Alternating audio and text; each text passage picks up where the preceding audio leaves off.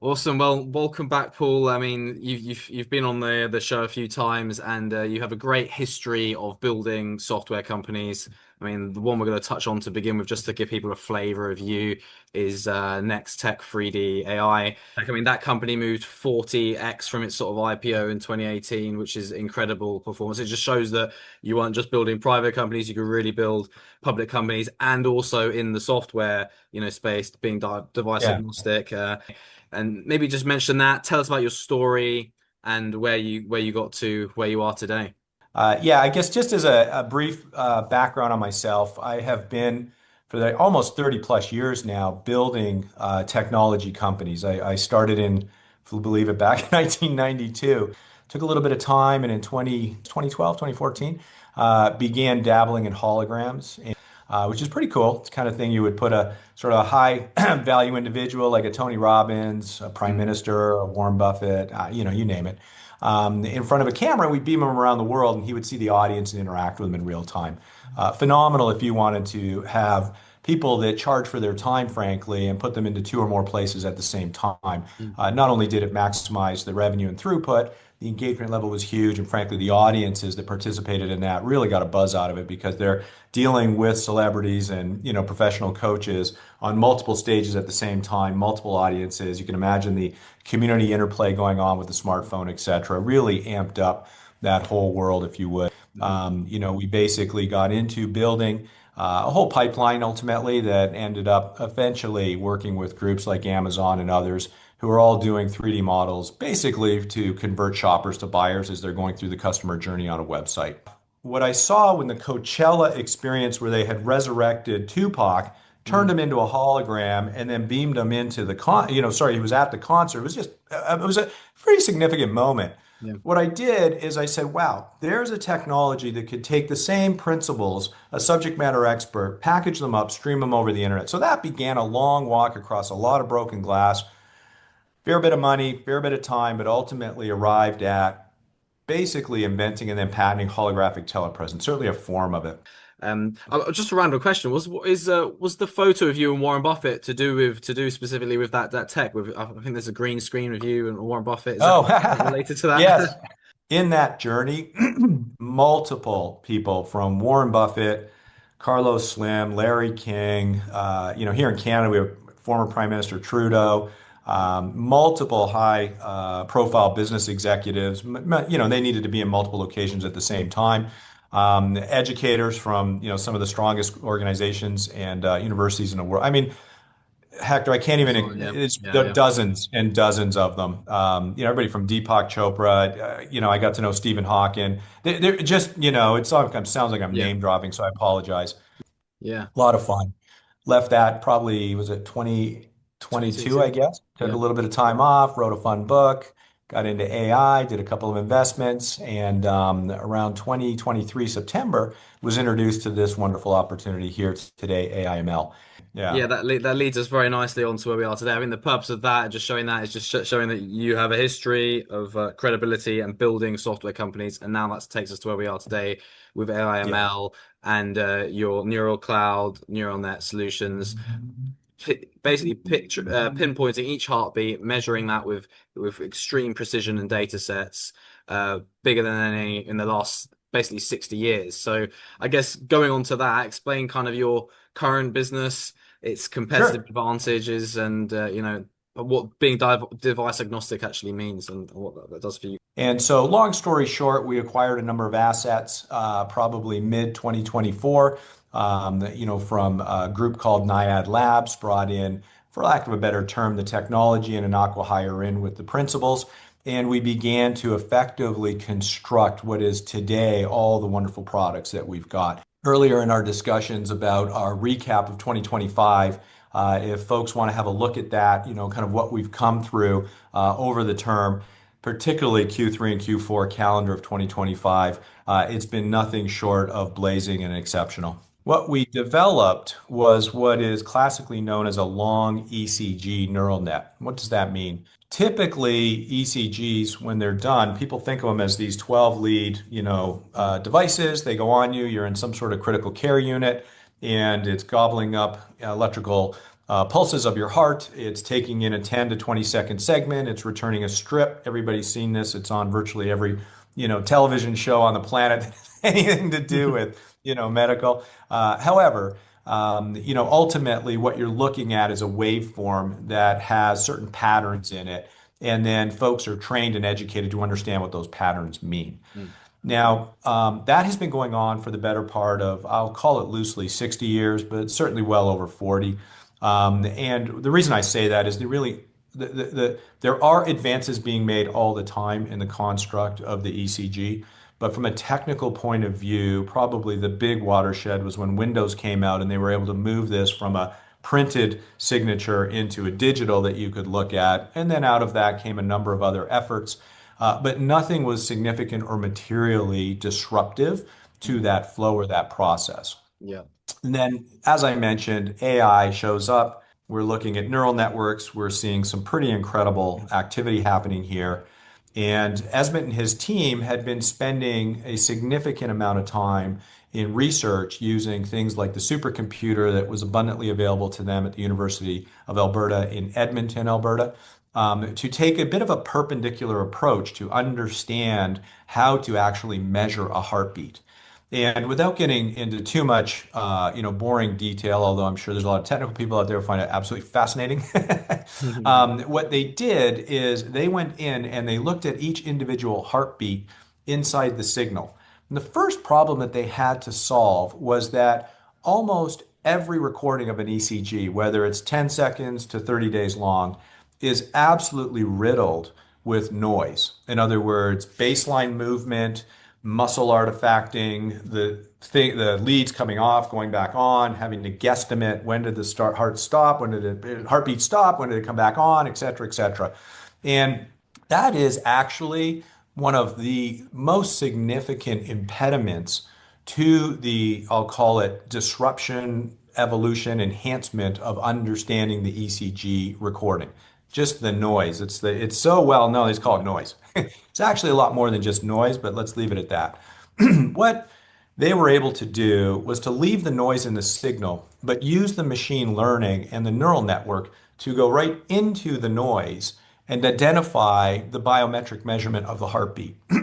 Once they cracked the code on that, they then went a bit further and said, well, there's a constellation of data in every single heartbeat. Every single electrophysiologist, anybody in the cardiology world who understands this knows that if you can crack open a heartbeat and you can actually look at when a P wave started and then stopped, when a QRS complex started and stopped, and then when the subsequent T wave started and stopped, and take those data points and then label them into an Excel spreadsheet, row over row, you will be able to do something with a level of accuracy and precision that has never actually been done before. Yeah. And then, so that was the next thing the guys did. Then once they'd accomplished that, they stepped back and said, okay, now that we've got this data table, let's insert a time series set of formulas to produce a complementary data table that looks at heartbeats and how they interact with each other. Mm. And when you've got the degree of specificity, the accuracy and the precision that they've got beat by beat, all of a sudden some serious issues start to arise. In other words, you can find heart rate variability to a degree of accuracy that is just currently unavailable, whether it's in the consumer market or the regulated market. More importantly, you can go in and you can see QT segments and other areas within the heartbeat that take manual hours Yeah. of human technicians to go in and hand label as they go, literally heartbeat by heartbeat. And in the course of a day, Hector, there's 100,000+ heartbeats.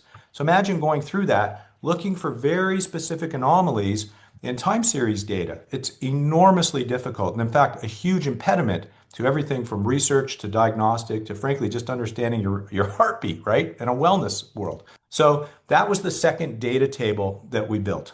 The third was to take the heartbeat labeling, the time series, and all the known conditions that are impacting people through cardiac disease. Now, we don't have all of them covered, but we've got a high degree of them. And when I say covered, we can identify them in our data. And as we continue to roll our product out, build more training, more learning, do more ECGs, we are getting better and better and better at identifying all of those anomalies. In fact, right now we are at a super high degree well down the road for regulatory, surpassing all thresholds, and now looking at all the extreme edge conditions that happen one in millions of patients.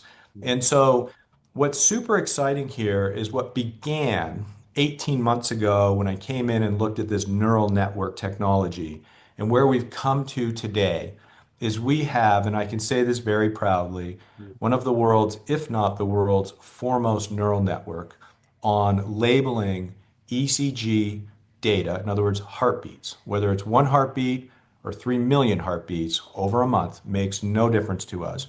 Our ability to process, boom, 100% web enabled. We've manufactured our technology so that it can go on device, it can be in the cloud, and it can even work in an intranet environment so a hospital's got the security umbrella over it. At the same time, as most of our shareholders know, through the first part of 2025, we were very quiet on what we were developing and what we were doing. Frustrated a lot of our shareholders, but I had to take that posture because we needed to get all of this IP into the pipeline for patenting, into trademarks, into a proprietary moat. All of that is in place, is now institutionalized within the business. We've in fact been granted our first patent. Fairly strong, field of view for us to operate in. Very, very little, if any, prior art that we're sitting on top of. So we are in a great position, and we have easily 10x'd everything that we got our initial patent on with new materials and continue to do so virtually every month. And for those that follow us, we make no secret of it. Wolf Greenfield, the top life sciences law firms on the planet. I think they're the sixth largest in the world. Number one in life sciences. They've been working with us hand in glove on this endeavor, and I don't see that stopping. In fact, if anybody goes through our financials, you'll notice we spend a fair bit of money working on IP, proprietary, and trademarking. So that's the technology.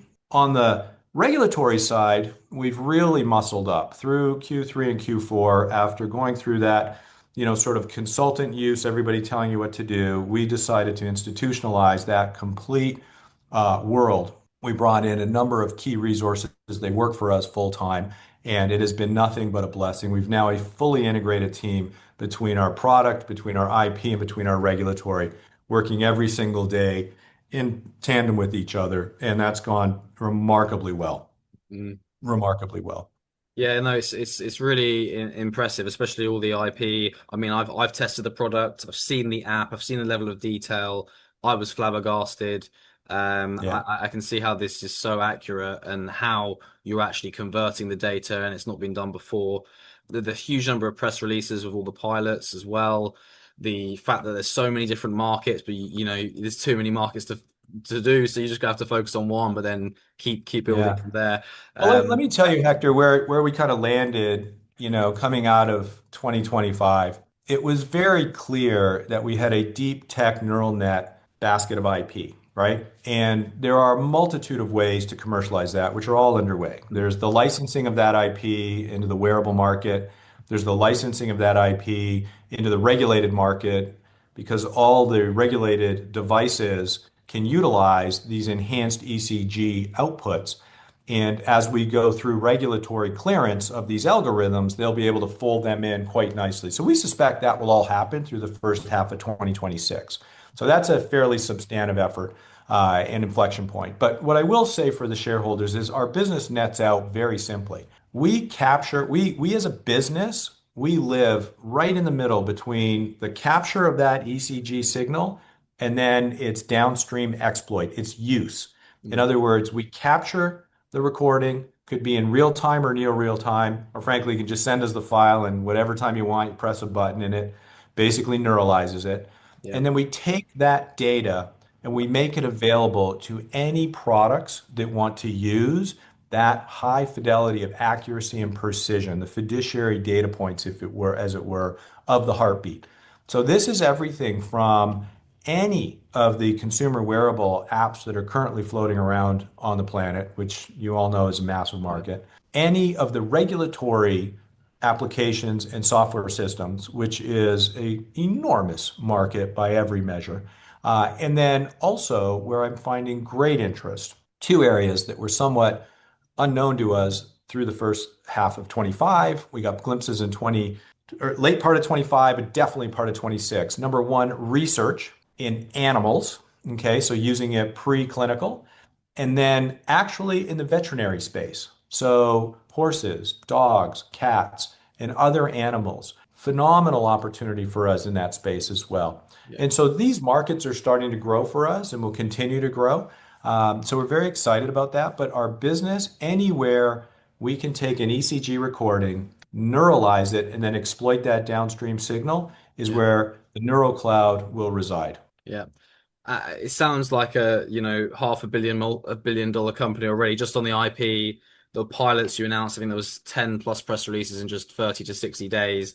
How Yeah. many of those, I mean, you've touched on it there, sort of first half of 26, how many of those do you think are going to be sort of binding agreements that come to real revenue for the company?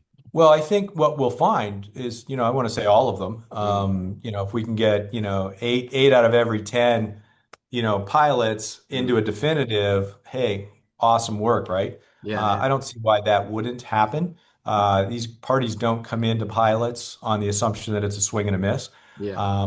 What I'm most excited about is, clearly working with parties like Sick Kids, not just because that's a great institution. It's worldwide, significant hurdle to get into. But they just do good things. Mm. Anybody that's, had a child, we were all kids at one point, Mm. knowing there's a backstop of a hospital for sick children, sick kids. Mm. Here, at least I'm in Toronto in our backyard, but globally they're recognized. There's 250 children's hospitals around the planet. Sick Kids has won best of for 2 years running. It Yeah. is, you can call it the number one, but it's certainly within the top three. So it is an outstanding organization. But it really speaks to the ethos of the team and the culture that we've built here, Hector. And that's Mm. probably when things have gone and I'm out and the world's moving forward, the look back for us is not that we were just a commercial success, Mm. but that we were a socially conscious and well-meaning company that brought incredible value at human scale to an issue that, we live at a fulcrum point where the ECG for any age, but let's even just talk 18 and up, Mm. you have shortness of breath, you have cardiovascular concerns, your journey begins with an ECG, no matter what. And not just your journey, but all the subsequent points that you go back to get measured, to get maintained, to get relevancy around, the preventative nature, as it were, or being proactive around your rehab. ECGs will be central to that journey. And Yeah. so the higher quality data sounds small, but has a disproportionately huge impact on how you get treated through that journey. Yeah. That's the problem that we're solving. That's why we've got a wonderful advisory board of some of the best cardiologists on the planet, the best electrophysiologists, because they share in that journey with us. In fact, they've spent decades themselves as physicians with that journey, right? Yeah. So it's been Yeah. just phenomenal. Yeah, no, exactly as that. I mean, I have many medics and doctor friends, and being preventative, spotting early with extreme accuracy is that nothing trumps it. And you guys are literally Right. that to an absolute T. I mean, you touched on a few markets there. I mean, how and there's too many markets and too many big numbers to say, but maybe touch on one. Like, how big's the market size?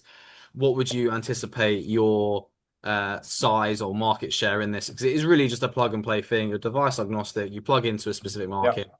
You can take the audience and size of the Polar, Samsung, Garmin's of the world. Yeah, touch on a bit of that. Yeah, so let me maybe I'll break the markets into three very specific segments that we're focused on. They're all tens of billions in addressable market. Mhm. As we go through 2026, pretty much all those addressable markets are Mhm. serviceable by us, and I'll explain. So number one, without a doubt, the world of wellness, Mhm. which uses principally PPG, the lights you see on your phones, on your rings, the Polar that you mentioned. That world is changing dramatically around the concept of a one lead Mhm. ECG device. So if you're in performance athletics, if you're into weight loss management, et cetera, and you really do want a true or sleep management, recovery management, you want as accurate a heartbeat as you can possibly get because all the downstream exploits, the uses of that information are predicated on the accuracy of that heartbeat. We fit wonderfully and very elegantly into that market segment. Mhm. There are, gosh, 800 plus million wearable devices. I mean, Hector, I don't know the Yeah. exact number. You can, You don't sir, need your to. Yeah, viewers yeah. can It's look it up. It's yeah. it's it's just mind-boggling. My expectation is that the one lead ECG through 26, 27, 28 will become more and more of that wellness market, wellness story. We fit beautifully in there. Our Insight 360 product, which visualizes that data, wonderful. So I see us picking up a few percentage points within that market segment. Mhm. That could represent tens of millions of dollars in annual licensing fee to a company like AIML. Okay, Yeah. so that's why we're into that consumer space. I view it as a scientific wellness angle. It's very unique because we're using high quality fiduciary data points of your heartbeat to inform those applications around things like your heart rate variability, and then all of the outputs that they, like Apple Health, Samsung, Mm. Google Health, Whoop, the Aura Ring, et cetera, would be using to communicate to their consumers, right? So, or customers. And so that's a great market for us.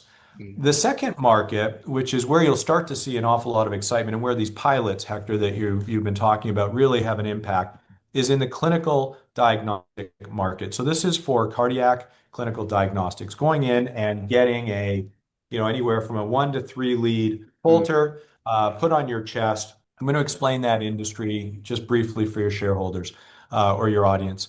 Number one, cardiovascular disease is arguably the most significant health concern on the planet. It is a humanity scale effort. 1 in 2 people are impacted directly by cardiovascular disease. Probably, I don't know the exact numbers. Again, I have them in our data tables for our latest Mm. update, but ultimately, the World Health Organization views it as the number one killer on the planet. Mm. And if you look at the cascade of ailments, health concerns, there's cardiovascular disease up at the top. There's a lot of daylight, and then there's all the other ailments below that. Like, this is just literally the number one. Mm. And in the diagnostic journey of cardiovascular disease, the ECG represents, in many cases, by a far measure, the start of the journey. Mm. So ultimately, what ends up happening is I'm short of breath, I've had an episode, etc. You go with a primary physician, they refer you either to a cardiologist or they ask you to go to a clinic, get a Holter. That gives them a 24, 48 hour, 7-day, or 14-day view into your heart. That is really what our software helps solve immediately. But from that point forward, your journey has essentially begun. Mm. And that market is global.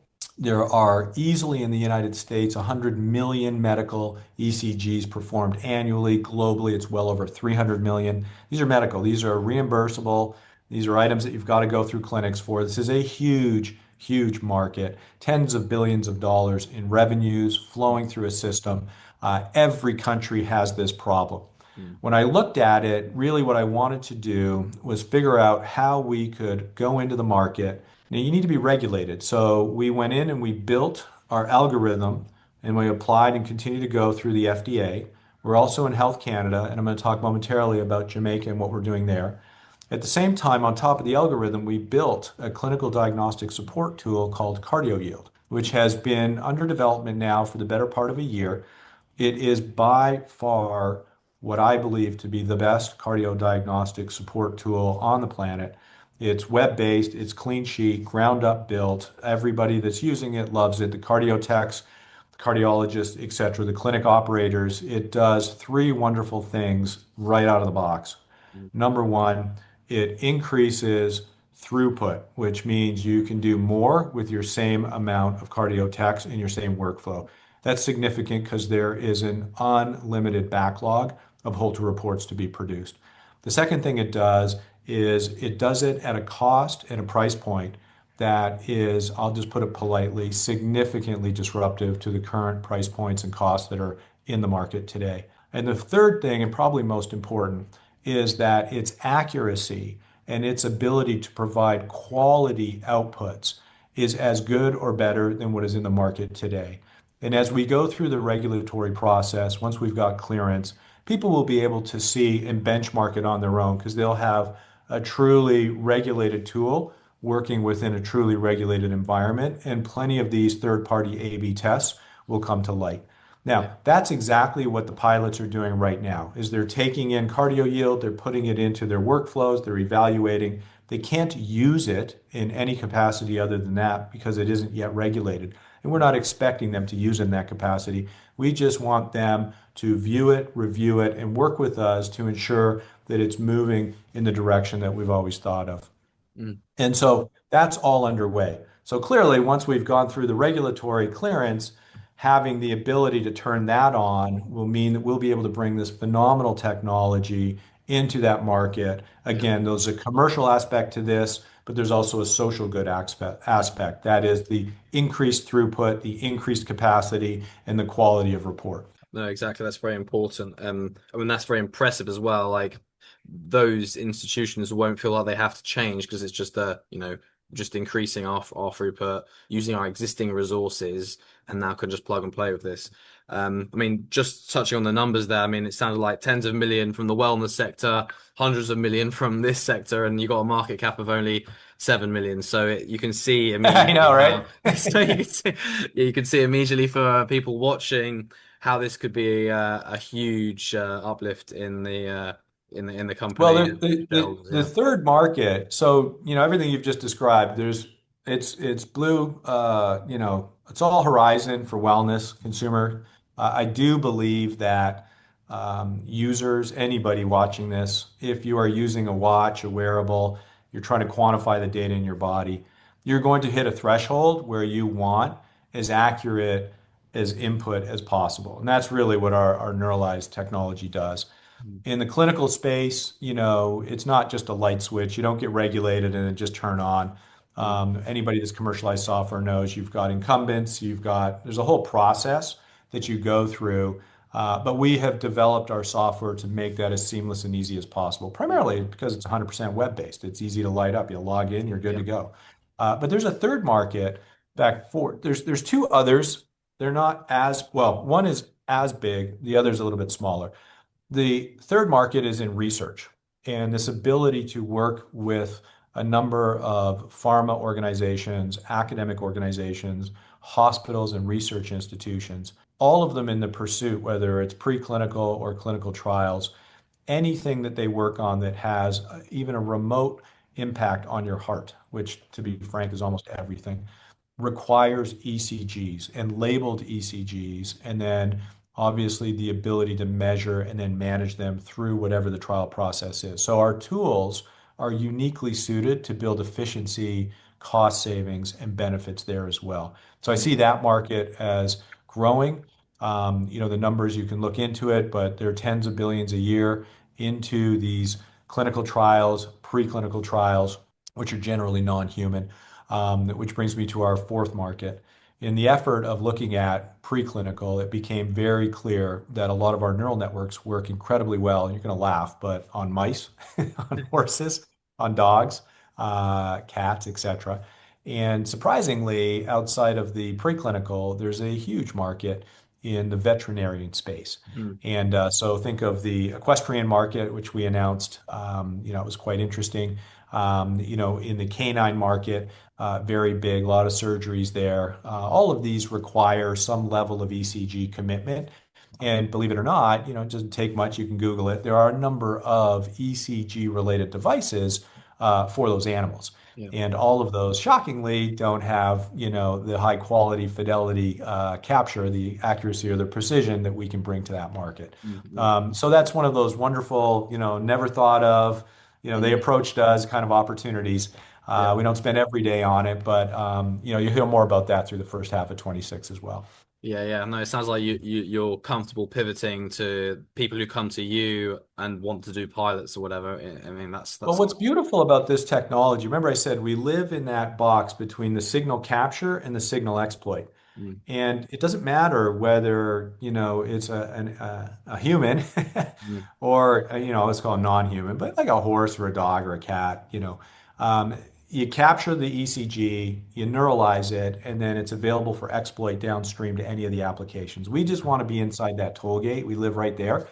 That is one product that serves multiple Mhm. markets, multiple markets. And there's a little bit of nuance in each of them and the neural nets themselves. They're like large language models. They're not technically, but you can think of them in that construct where you just keep adding to them and they get smarter and smarter and smarter. So it doesn't matter whether you feed it with a signal for a Mm. dog or an 82-year-old female, you're going to get the precision and accuracy that you would expect from Yeah. neuralizing that recording. So that's the beauty of it. That's why I believe this is almost asymmetric in value. We are in a very low price point for our stock. I believe the IP, I believe our regulatory pathways, our product market fit, our early commercialization efforts, the pilots that we're underway with, will all bear fruition as we go through the next 6 months, Yeah. and we'll clip out into a pretty healthy second half of 2026. Mm. We as a business don't spend an awful lot of money given what we've been able to do, so our burn is relatively low, Right. particularly in contrast with the outputs that we're achieving and the milestones that we're hitting. So we will at some point, Hector, hit an inflection point, and she will run from there. We're quite confident Mhm. because the business basics are solid here. Yeah. And that's the main thing I'd want to communicate to anybody that's watching this today. Yeah, yeah, and attention is exponential. I mean, once a big bulk of attention comes, more and more comes. So Yeah. it's very exciting. But just quickly going back a tiny bit, touch on the products. I mean, there's sort of free max yield, insight, cardio yield, Yeah. the price of those, and then most interestingly for potentially shareholders is kind of the profit margins for you guys, and then what that'll mean in terms of revenue and profits. Yeah, that's great. Great question. So we are working pretty much daily on pricing. And here's what I mean by that. And people have heard me say this before. Pricing is a bit of a random walk around value. Mm, And in the early days, was we begin to cement our pricing, there's three principal products that we would sell, which in reality is we would license. The first is our core neural net technology. So this is a party who has a device. They would like to license from us our patented and proprietary methodology. We would then essentially develop a neural net for their device. It would mm, use our existing ECG capability and then their net new off of their signal to combine. That would be a license. mm, Why I love that is we get a fee and a license for that. So a fee to build it, a license to use it. mm, But then as that particular neural net grows, we will get reciprocal revenues, an on-stream revenue. I don't want to use the term royalty because it is like a royalty, but it's essentially in a recurring revenue model that mm, will continue to roll forward. The second thing we would do is we would license Insight 360 to groups that would like to use it to actually exploit or utilize all of the ECG recording. So if it's performance athletics, there's a whole rack of devices and efforts and programs there. It's quite frothy. If it's rehab, where people are looking at it from a rehabilitation process, so physiotherapists, etc., another massive market. If you are looking to do, and in the context of rehab or performance, sleep recovery, if you're into nutrition and weight management, it's very significant to be able to use the level of recordings that you're getting, particularly from low cost, one lead ECG devices to help you as you go through your weight loss or your weight management program. So all of these fit into that genre I was referring to as scientific wellness. Scientific only in the context that we're able to get the degree of specificity of your heartbeat to then inform all the other items downstream with that. So in the hands of the right people, be it a coach, be it a physiotherapist, be it a nutritionist, this is a wonderful tool. So yeah, licensing Insight 360 into those segments is underway. And there we're playing with different price points. Could be, a few dollars per ECG recording or just a flat fee monthly, mhm, flat fee into the, I'll call it the coach, the physio, the nutritionist, or perhaps right down to the end user. We're just playing with that, but I can tell you it's all margin. In mhm, other words, there's very, very little costs on our end mhm, to neuralize an ECG recording. That's the good news. mhm, On the clinical side, again, we're still waiting for clearance. So to put an actual number on it right now, pre-clearance is really not fair. The mhm. reason I say that is once we've cleared, once we're in, and once we're being used, the price points will change from whatever I described today because we'll be more informed with what the market will bear. Yeah. If we go with what the market's currently spending, Hector, these are in the several thousand per seat per month licenses. Mhm. And then on top of that, you have literally fees for recordings, Mm. for different types of reports, et cetera, et cetera. It is a little bit of a basket that you can play with. So what I generally tell people is let's swag anywhere from 2,500 to 5 grand US per month per seat for the use of cardio yield in that type of clinical setting. Again, until we've gone through the clearance, I can't really tell you Yeah. firmly what that number will be. No, no, but And that is that's helpful. I hadn't thought of obviously the price of the product, but I hadn't thought of sort of the licensing, the royalties. There's right. many different ways that Yeah. you guys can commercialize. And then Um, let me come back to the Jamaica story because that's fairly near and dear to my heart and something that I think is going to prove to be quite phenomenal. I want your viewers to think of the Jamaica pilot that we're in the middle of right now as being a proxy to an entire rural and remote countrywide initiative. So Jamaica is much like many of the islands in the Caribbean. Good majority of the people live outside of the primary cities. And for a variety of economic reasons, they're not able to get high quality ECG or cardiac diagnostics at all, but just the basic ECG because of cost pressure, geography. Ultimately, it's just challenging. And so Jamaica represents a wonderful opportunity for us to look at a nation state to bring in a very, very low cost single lead ECG, put it through its regulatory pathway, and then make it available countrywide to every citizen, almost as if, well, frankly, for free. We'll leave it to the Jamaican government to determine the price point on this. But the context being that everybody in that country gets fair and equal access mm, to an ECG recording.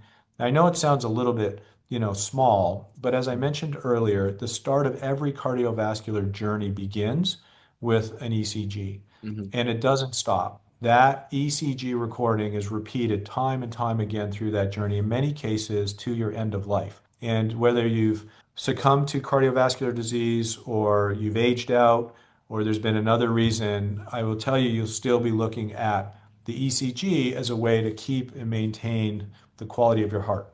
Okay, mm, so we want to make that available to the entire country.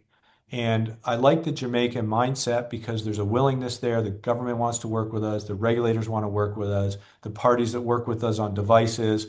We own that choke point from capture to exploit. So we're in that unique position, that toll gate to make this a reality. Now, as we go through 2026 and we double down and we prove we're able to do this, Hector, that makes every country on the planet a candidate mm, for a copy and paste of a rural and remote system, a proxy, if you would, coming out of Jamaica. In Canada, you've got indigenous nations, you've got an enormous geography, you've got a large number of underserved communities that this entire system would replicate. It's equally as significant in the United States, the entire continent of Africa, in Europe, where you are, multiple locations would benefit from this. So this provides us with an aperture into a market segment that most organizations wouldn't even consider because you could never do it at the scale you're able to do it at unless you had our technology. mm, So I feel as we go through 2026, not only will we show the commercial viability in the consumer wellness, into the regulatory clinical space, into research, but we're also going to find that we're able to service globally rural and remote communities. That's going to have an enormous impact from a social as well as a commercial perspective for AIML and the Neural Cloud. mm, mm. Absolutely. I mean, just touching on commercialization again, what sort of, I mean, touching maybe on Jamaica, the clinics, what sort of evidence? I mean, those pilots are pretty much evidence of that Right. commercialization. Maybe what sort of feedback as well have you been getting now you've entered into that phase? Well, what's really interesting is because this is very focused around the efficacy, the scientific viability of it, publications begin to become, spoken around all these pilots. I won't say every single one of them will enter its way into a publication. Hmm. Certainly white papers, for instance, because researchers and cardiologists, et cetera, love to communicate peer review with each other. So you'll see more of that. But that's how you'll recognize the evidence. They'll be documented, likely done by the participants within the pilot, those that are doing it. We really at that point step back because they're evaluating the technology, putting it through the paces. But I believe those are going to come out quite positively for us, which just, knocks down the next domino to move into a broader agreement. Yeah, yeah, absolutely. And what about, I mean, we have touched on it earlier, this sort of the four sectors, and you're waiting for that clearance, FDA clearance. Touch on the differences there, some maybe big and small differences in price and in opportunity. If it's just, do good for the world, like kind of in Jamaica, but it's a kind of continuation. Touch on the difference between regulated and unregulated markets, basically. Yeah, for sure. Well, in the consumer space, right, where it's unregulated, Mhm. you effectively are at a price point that is ultimately dictated by consumers. There's no secret here. Mhm. We believe we will fit quite nicely into several licensing opportunities within that space. Mhm. Those activities are ongoing right now. We don't need to be regulated for that. Mhm. As we're going through that selling cycle, people are comparing our technology to, I'll just call it a variety of others. And, those discussions continue to Yeah. evolve. I'll kind of leave it at that. Yeah, no On problem. the regulated side, again, as we're getting closer to clearance dates, and again, it's wickedly out of our control, right? Like I Mhm. can't tell our shareholders or even your viewers what the date would be for clearance. It's my belief it'll be within the first half of 2026, although that's a fairly broad, at this Mhm. point, 5.5 month window. Mhm. My expectation is that we'll stay focused on that and we'll achieve it. So that's all great. Once you are cleared and we are able to move into, quote, that licensing posture, I suspect that those price points will be, I'll just put it politely, significantly greater than Mhm. those within the world of the consumer market. Right, yeah. Mostly because they fit within a supply chain that is a lot more than just the ECG recording, right? You're at this stage now cardiotechs, cardiologists, potentially EPs. You're over to labs and clinics. You're over to patients. There's an entire sort of wheel there, if you would, that everybody is working in. You're essentially part of, an industrial complex around cardiovascular diagnostics. So there we'll just feather into that, become part of that story. I'm actually quite excited for that to happen because that's not just the Canadian and U.S. market as well as Jamaican, but we're seeing activities now open up in the Middle East. We're seeing activities all throughout Europe, particularly Western Europe, that we're quite excited about. And so, I think those price points will come up a fair bit. No, I think it's a really good point. I think you don't need the regulated side of it, but obviously you can commercialize non-regulated, but there's going to be bigger profit margins, bigger pricing in the clinical and professional space. So yeah, can very much appreciate that. Maybe now touch on kind of share structure, how the company's held. Obviously, the best deals in the world depend on even share structures. So yeah, we could hear about that. Yeah, so there's roughly about 250 million shares. I think there's about 180, 190 million, call it 200 million warrants. Yeah. So there's, a good base of them. I know for the most part, most of our shareholders, majority of them, Hmm. and everybody's very supportive of the process that we're in. I don't think anybody's happy with the share price at the moment. Mm. But I believe with more messaging, more announcements, things will begin to turn on that front. And nothing screams louder than revenue. At the end of the day, Hector, Yeah. people need to realize that this is a startup. It has been working for the better part of 18 months on a very focused mission and mandate.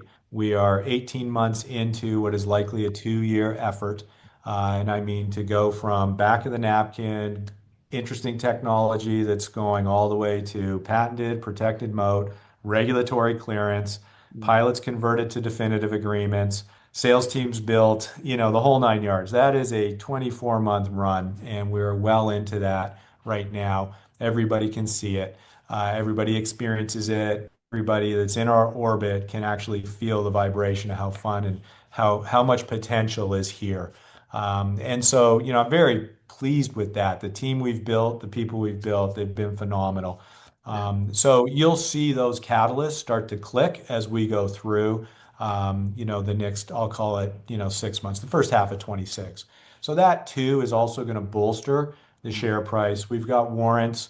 They're very handy as the company's growing. Mhm. That's effectively it from the capital structure. No, no problem. That's really helpful to know. I think everyone's quite keen to know that and be fully in the picture and transparent, which is great. Maybe touching more on the sort of pain points and some of the things you're solving, just quick fire questions, really. Sure. Obviously with the ECG, you're saving a huge amount of time there. I mean, how long does it normally take? What are the pain points there that you're solving? So what we're doing with cardio yield, so there's max yield that neuralizes the ECG. That in itself is an enormous time saver. Hmm. The fact that you can take anywhere from an hour of a recording to 30 days of a recording and do it in a matter of minutes. Hmm. Hands down at the degree of specificity, the accuracy, the precision, et cetera, just hands down beats anything that's out there. I mean, so you're taking what could potentially be hours to days of effort down to minutes, Yeah, right? Like that. So, sometimes seconds if it's a brief recording. amazing. Yeah. And so then you take that, you put it into cardio yield, and you're able to, at that point, as a cardio tech, go through it and actually identify anomalies and conditions and rapidly produce whatever the report is that you're required. Most of the people using this are looking at it as a Holter report, right? A three-lead Holter. Mhm. However, you can use it for fitness tests, you can use it for stress tests, you can use it for a variety of other ECG related reports. Okay. Mhm. The time to do that is dropped dramatically. Where it shines is in the incredibly difficult recordings Mhm. where there's a lot of noise, where the technician in a historical manner has to spend hours filtering through noise, cleaning up heartbeats, manually identifying anomalies. These, I don't say go away 100%, but they dramatically drop Yeah. orders of magnitude in quality improvement, meaning that those hours are given back to the tech who's Mhm. then able to process and continue to use. Why our cardio techs love using cardio yield with max yield is these are highly skilled individuals. They went to school for 4+ years. Many of them have worked for 10+ years at identifying and working hand in glove with cardiologists to ensure accuracy around these recordings because they're so pivotal in your cardiovascular journey. Mhm. Having those folks have to go in and clean up noise, fix this heartbeat, it's the equivalent of basically doing glorified editing in a Word document. You don't Yeah. want to, sorry, glorified formatting in a Word document, not editing, formatting, cleaning up paragraphs, tucking the, Mhm. that's a waste of their highly valuable time. What they want to do is what they were trained, educated, and excel at, and that is getting the information and then putting it into the report or into a process or a capability that can be delivered to the cardiologist, to the ensuing physicians, and even to the patient if necessary, because that's what they were trained for. That's why they're in that business. So that's the biggest indicator to us that we're on the right path with cardio yield. Yeah. When the actual users tell us, oh, finally, we can spend our time and our energy on what we went to school for, what we were passionate about, not formatting a document, but actually going in and being assistive in the process.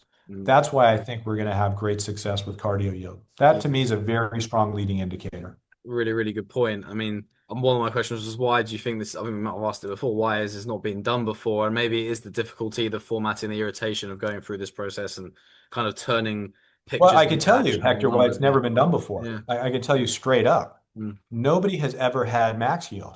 Yeah. That is the most significant breakthrough in this entire process. Mm. I mean, think about it. When anybody thinks about their heartbeat, you go like this, you go on your wrist, you're going poom, poom, poom, poom, and you're looking at what is known as the R peak Hmm. between beats. That's your measurement. Now imagine being able to go into that and go, oh, wait, there was this thing called a P wave, and it started here and stopped there. And then there was this thing called a QRS complex. It started here, stopped here, and then there was the RP. Oh, now there's a T, and then I've got that row over row over row. All of a sudden, the accuracy, the precision, what we would refer to as the fiduciary points within that heartbeat now become visible. Mm. Now, imagine that data going into all the systems that the incumbent systems that are in place today. They've got these rich, more accurate data sets feeding them, and Mm. they're just running their existing algorithms against that data set. The natural output from them is actually going to be significantly better than anything that's out there today. Yeah. That's why nobody's been able to do it because they've not had the quality Yeah. input to get the quality output. Yeah. Are there even any competitors? I mean, we've mentioned IP earlier, and I think that's some of your key value and key assets currently. Do you think there's It any is, competitors out there? absolutely. Well, no, not right now. I Yeah. do believe there. Well, let me clarify. It depends how you want to call a competitor. Mm. In in the ability to label an ECG at the way we do right now, I do not believe that there is an incumbent that is able to do that. And I can say that with a fairly high degree of certainty because of all the device manufacturers we speak to who are very interested in our technology for Mm. that same. That's the neural net. Yeah. Yeah. There are a number of clinical diagnostic support tools in the market. Number of them. You've got, GE, Siemens, Philips. Mm. There's a number of tier two, tier three parties out there. They all represent opportunities for us to license our technology into. Mhm. And then inside all of that, we've our own product called Cardio Yield. But we are happy to work with any of the incumbents. I mean, this market is so big, it is so huge. Getting a percent of it is significant, Yeah. significant. I mean, we would be in the hundreds of millions of dollars of annual recurring revenue if we were into the 1 to 2 to 3% of that market. Yeah. That's how Yeah. big. Yeah. And then what sort of protections around that do you have? I mean, your IP and patents, what actually are they and Well, how okay, so yeah, I'm happy to. I'll go as deep as I can, and sometimes I yeah. don't want to get into. Um, it's fair. So when it comes to, we'll just call it the proverbial moat of technology, Mhm. and I will caution all shareholders that you're in the world of AI. It is a very different world than even 24 months ago when people were Mhm. like, let's build a bunch of claims, let's stake some territory, let's build something new, blah, blah, blah, blah, blah. Mhm. In AI, it is a foot race, and human intellect is soon to be superseded by agentic intellect, for lack of a better term, that will allow, whatever you're doing to be force multiplied. So we're Mhm. taking everything I'm about to tell you and actually force multiplying it as well. Mhm. And so what we did is we built a very specific basket of intellectual property around signal capture to signal exploit. It comes in a variety of different ways, but ultimately it is the labeling of a heartbeat. It's then all the uses and permutations of how that labeling is impacted. And then we did two things. We worked very specifically with our counsel around what would be patented, in other words, eventually public, and what would be proprietary but non-public, which is probably a bigger part of our intellectual property because Mhm. there's just some things we don't want in the public domain. It's Yeah. trade secret to us and it's proprietary and it's confidential. Mhm. More importantly, the device manufacturers and the parties that we work with, they too would wish to keep a lot of that, quote, proprietary. Mhm. So that's part of our moat. The third thing we have in that, which is really not so much related to the technology, are the trademarks and the registrations around that. So things like max yield and cardio yield, being able to trademark, register them, etc., quite helpful. Mhm. So that is the world of our IP that we kind of maintain. Our engineering, our research, all our development is focused within that confine. Everything we do is evaluated. There's a significant body of it in place, and it continues to compound on a monthly basis. So that's really the IP that we've got. Yes, it's also interesting you sort of mentioning there how because you're working with other big players, they have their own IP that they want to protect, but they're working with you, so there's also protections there as well, which is Oh yeah, I mean this fascinating. is like let's I don't want to. This is why it's kind of funny when you think you got to call it a 5 cent stock. Yeah, yeah, I mean yeah, we are literally feathering into an industrial complex around cardiovascular disease yeah, yeah, with our technology. And so again, when we're able to talk about them, things I think will move a bit. But yeah. the truth of it is you're in an area where, this is the proverbial, the technology is a key enabler. The AI, the neural net, in fact, we're standing on the shoulders of guys like Jeffrey Hinton and all the great work they did with neural nets. Mhm. These things are going to radically change healthcare. And anybody that looks at it from that perspective, we are a great proxy into that opportunity. Yeah, yeah. I mean, touching on those, there's only two questions left. Touching on those existing kind of deals, collaboration, board members, experts. Is there anything there you really want to? We touched on several of them. But is there anyone you want to highlight right now that come to mind that like you think in your head that's what I'm really focused on? Well, there's a couple for me that every day that I come in, there's a couple of very key things, right? Number one is how do we continue the commercial pursuit to Mm, get to revenue break even, and then huge cash flow, huge yeah, margin, profitability. That's just my number one, because that is, in my opinion, the biggest thing I can do as the CEO for all of our yeah. shareholders. All Everything else right. The follows, second doesn't it, afterwards? Yeah. it really does. It just drags it up from there, right? Pulls it up, if you would. So that's my first and foremost. And I eat, sleep, and breathe that. Many nights I stay awake on that. The second thing is all about the IP. Close second, regulatory. Although I'm greatly relieved that we've got a fantastic regulatory team on staff. Like, they work with us, they're colleagues. It's spectacular. Mm, Product development, which naturally comes out of the commercialization effort, because the product is sufficiently built now that all our new versions are dictated by the discussions we're having at the commercial level, feeding our product roadmap. So we're not sitting around thinking, I bet the market would love this. yeah. We're building features into our product that are either current or future customers and users are telling us need to be in the product to make it all that much better.